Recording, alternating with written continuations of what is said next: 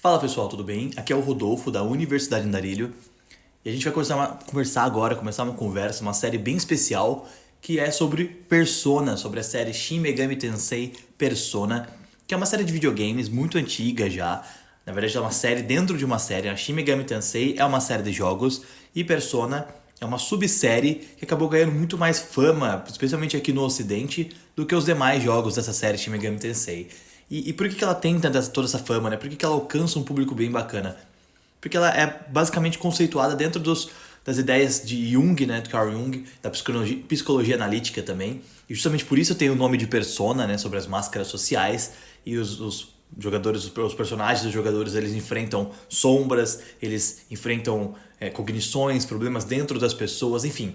É uma série bem bacana e a gente vai utilizar ela como pano de fundo aqui para conversar então sobre cicatrizes, conflitos e comportamento humano, né? Sobre como essas coisas afetam o nosso comportamento, como as pessoas reagem, respondem a diversos estímulos comportamentais, o que a gente pode entender disso, como que a gente pode observar isso, tentar fazer uma análise mais precisa, tentar compreender melhor essas coisas para que a gente possa então gerar também estímulos melhores, gerar também respostas melhores e se envolver melhor com essa questão comportamental de cada pessoa, né? Então quando a gente fala sobre comportamento, não tem como a gente falar que essa criação de comportamento, essa modelação de comportamento, ela tem diversos fatores que são muito importantes para que ela aconteça, né? A gente não nasce destinado a ser de alguma forma, né? Várias coisas afetam o nosso comportamento, essas variáveis afetam o modo como a gente encara o mundo, o modo como a gente encara as oportunidades, o modo como a gente encara cada estímulo.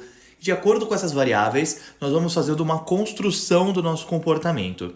Então sim, existe sim uma questão genética, é um dos fatores, né, mais importantes dessa criação do comportamento. Essa questão genética ela vai modelar a forma natural da sua resposta a diversos estímulos, mas ela não é a única coisa que afeta o seu comportamento.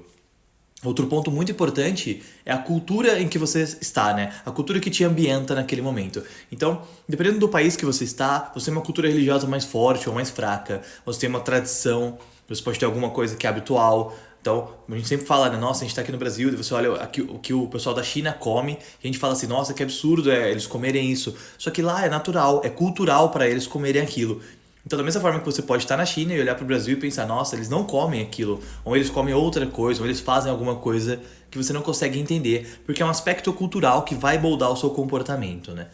E o terceiro ponto, o terceiro fator aqui é o ambiente mesmo. Então, mesmo dentro desse aspecto cultural, você ainda vai ter diversos ambientes, né, diversos formatos diferentes de ambiente que você pode conviver. Ou seja, aquilo que nasce comigo, que é genético, molda o meu comportamento.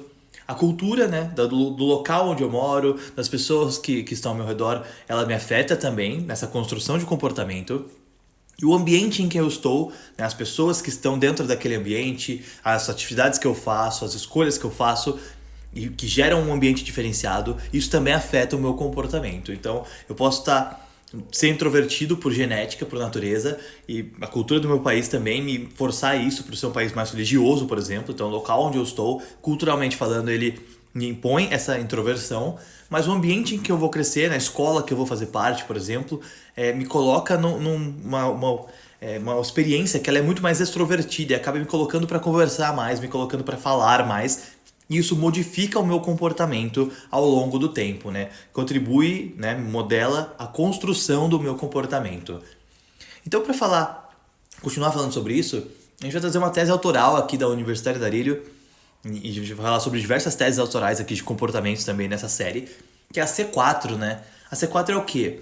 É aquilo que a gente se torna no meio daquilo que a vida faz com a gente, né? Então a vida te dá algumas coisas, te dá alguns comportamentos, te dá alguns estímulos, te dá alguns acontecimentos, alguns ocorridos, algumas pessoas que você convive. A vida te fornece essas experiências e o que isso ao seu redor faz com que você se torne, né?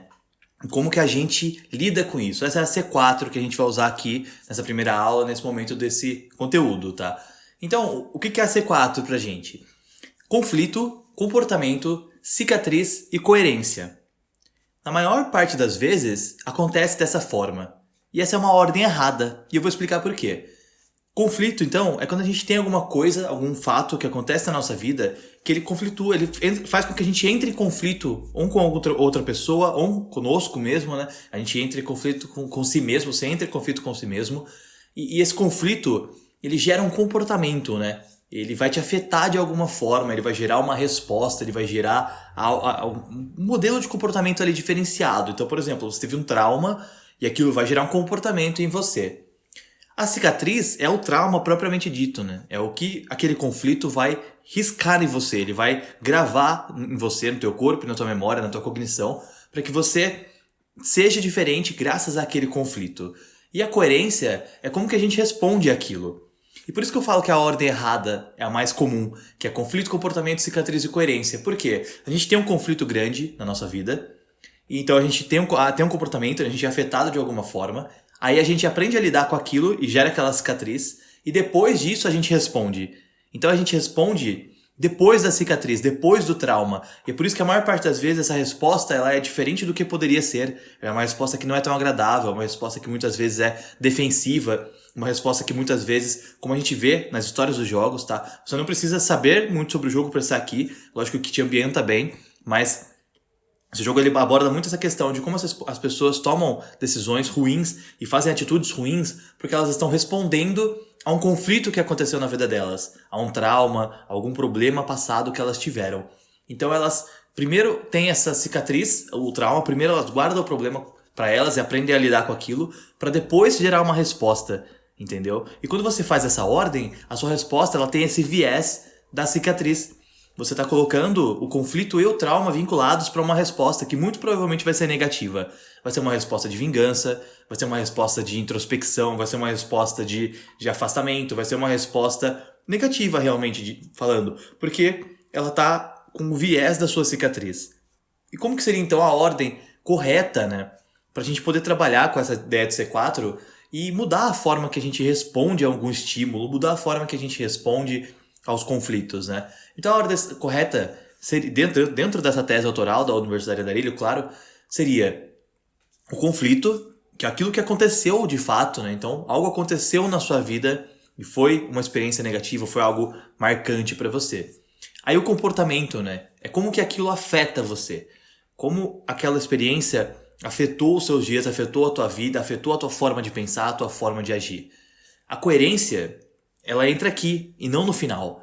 É como que você responde àquilo, como que você responde àquele acontecimento, àquele conflito e àquele comportamento que você teve. E por último entra a cicatriz. Não dá pra gente eliminar a cicatriz por completo, é claro que não. Tudo que acontece na nossa vida, quando é de grande porte, quando é uma experiência, né, positiva ou negativa, mas muito impactante, ela vai deixar uma marca em nós. Não importa se for positivo ou não, entendeu? Se você tem um conflito, um trauma muito grande, aquilo vai te deixar marcado. E se você tem uma experiência positiva, aquilo também vai gerar um impacto grande na sua vida. Então a cicatriz ela vai acontecer. Mas se você deixa a cicatriz para depois da coerência, você primeiro responde ao seu comportamento e depois você aprende a lidar com aquilo. Então você consegue controlar a sua resposta. Você consegue responder propriamente falando, né? E não reagir. O problema da inteligência emocional é que muitas vezes a gente reage ao estímulo. E a reação ela é impulsiva, ela é instintiva, ela pode ser uma reação de proteção, ela pode ser uma reação de ataque, né, para se proteger, para se defender. Enfim, pode ser diversas formas de reação, mas no geral a reação ela é negativa, porque ela é controlada pelo seu impulso emocional. Ela é algo que você ela reage, né? No caso é uma resposta que muitas vezes ela vem depois da cicatriz, ou seja, uma resposta com viés. É uma resposta controlada por uma emoção, por um sentimento que muitas vezes é negativo devido ao conflito.